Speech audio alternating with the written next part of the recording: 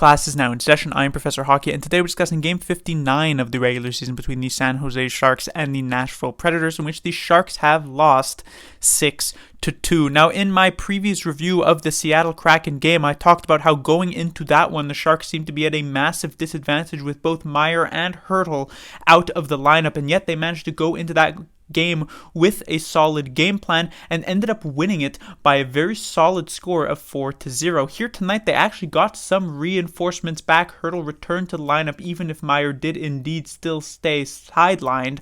And so you were expecting at the very least like a decent performance here, since they managed to do good things with less in the previous game, and yet it went the complete opposite direction. While in that game against Seattle, the Sharks made almost no mistakes and gave Seattle very little to work with. They went up against an even worse Nashville Predators team and gave up 6 goals, an extremely high amount of mistakes made here by the San Jose Sharks. Their special teams play was completely awful here tonight, and you could see what maybe the majority of their games in the future could look like without Timo Meier if he does end up getting moved.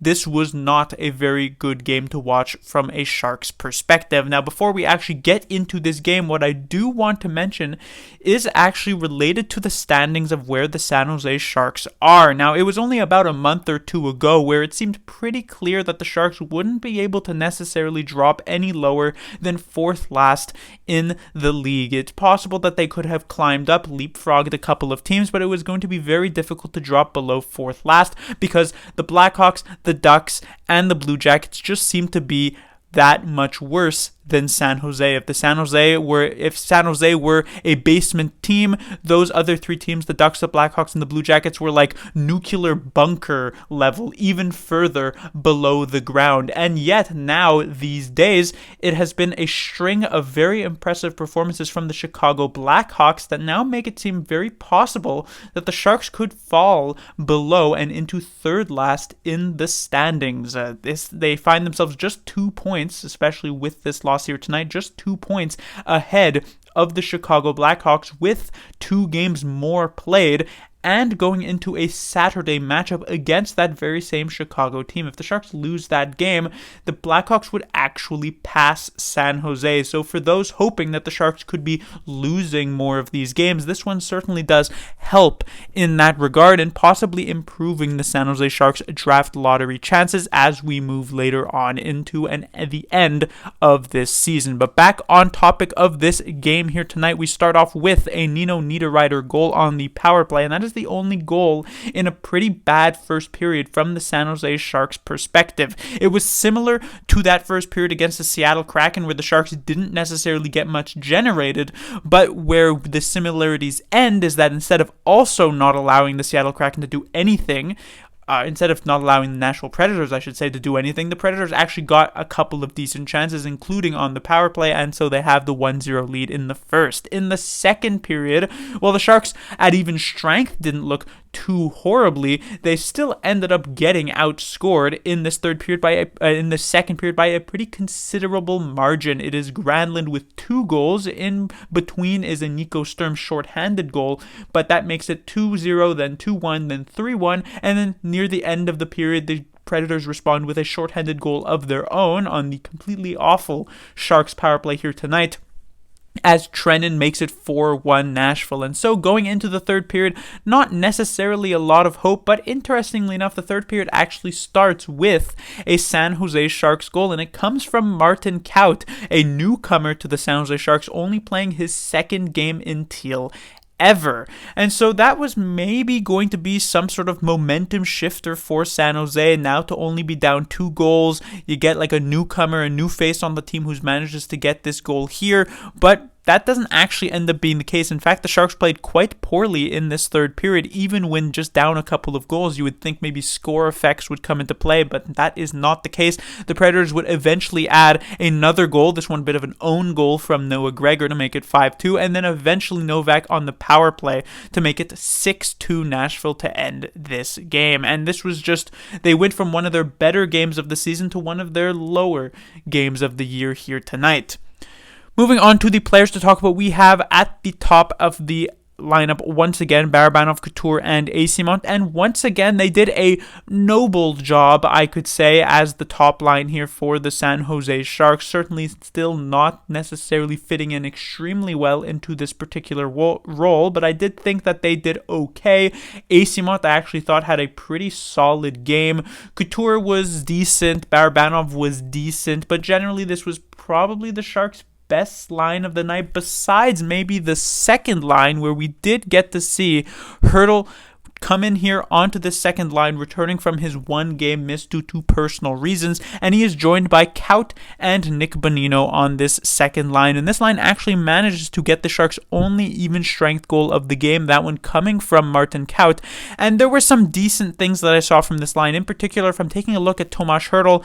I had mentioned a few reviews ago when I was talking about potentially Timo Meier getting traded that if Meier indeed ends up leaving the San Jose Sharks, Tomas Hertl would have a massive amount of responsibility immediately thrusted onto him, because at the moment, usually when it is a Timo Meier, Tomas Hertl, and then like LeBanc or whoever line, the line is being driven forward by Timo Meier, and Hertl is more of a complementary piece. But if Meier is gone, Hertl needs to be that player who is driving that line forward, and so this was a good opportunity to see exactly how that might work out. And there were a couple of shifts here tonight where I think Hertl managed to accomplish that decently well, and he actually set up a couple of good chances for players like Bonino and Kaut, his two wingers on this line, but it was not necessarily a very consistent thing here tonight. While there was indeed, like I said, those 2 or 3 shifts, otherwise many of the other shifts, there just really wasn't much going. This could be a chemistry issue,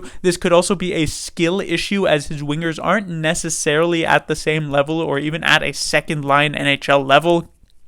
When you look at Nick Bonino, he's like barely a fourth line winger, and Kaut probably wouldn't be in the NHL on most other teams.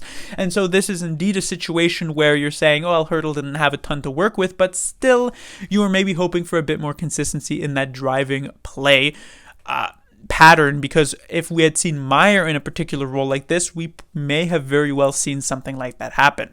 When it comes to the third line of Gregor, Sturm, and Svechnikov, we see Svechnikov getting a bit of a promotion. Obviously, he has been pretty good in each of his past few games, even contributing a couple of goals on the score sheet. So David Quinn rewards him with this promotion up to the third line. And I will say that this third line didn't look particularly good. Yes, Sturm did score a goal, but that one came shorthanded, and majority of the time they found themselves playing in the defensive zone. Any line that Noah Gregor finds himself on will indeed usually have at least like 1 or 2 offensive chances, and indeed that did happen. Gregor himself had it, but besides that, there was not many great things to say about this third line. And then when it comes to the fourth line, which I like to call the L line, they have been reunited for the first time in a while. Lindblom, Lorentz, and LeBanc. Not anything amazing from this fourth line, though not anything terrible either. So I'd say it was pretty par for the course, pretty average at that. But it is interesting to note LeBanc's descent through the lineup. It was only a couple of games ago, back when Meier and Hertl were both healthy, that he was up at that top line because of a strong performance in the game right before that when he was back down on the fourth line. But now just a couple of games later, he's dropped back to the fourth, and there is a very real possibility, unfortunately, that if Meier does indeed return to play, let's say in that game on Saturday, that LeBanc may very well end up being the odd man out once again.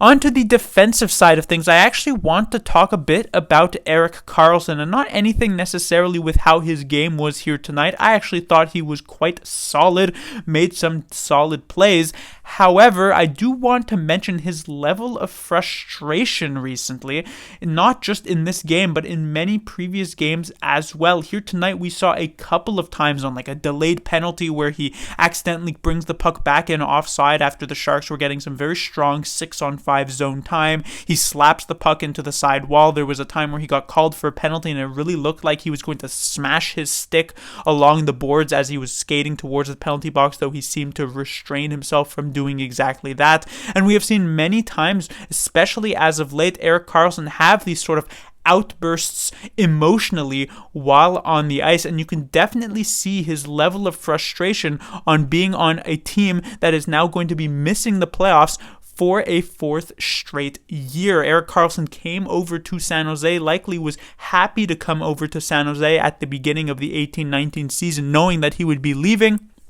an Ottawa Senators team who seemed to be on the downtrend, and going to a San Jose Sharks team that had so much history of strong regular seasons and being able to get to the playoffs and play some meaningful hockey. And in that first year, they did exactly that, so he's happy to try and re-sign with the San Jose Sharks. But now the first 4 years of his deal not making it to the playoffs, it is clearly taking a toll on him. So while he does indeed have that control of how his future is going to go with the sort of no movement clause that he has on his contract, I would not be surprised at all to see him very willing to waive that to be able to go to some other team that seems to be competing. Now, while the only candidate during the season at the moment seems to be the Edmonton Oilers, I imagine the field will open up significantly more as we move on into this year's off season. And if this frustration is any note, it's definitely possible he could be on the move if the Sharks can actually find some suitable buyers.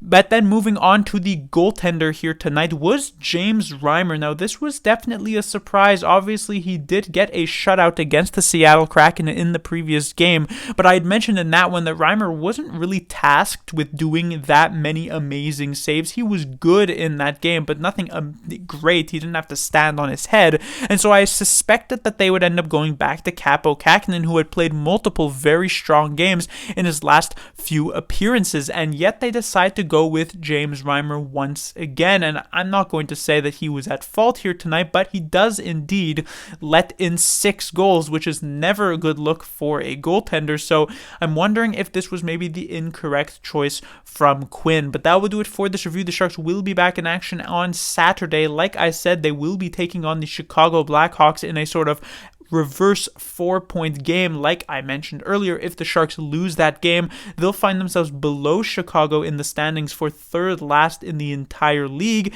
If they win, maybe their hopes of ever going below that fourth last spot could end up being dashed. Class dismissed.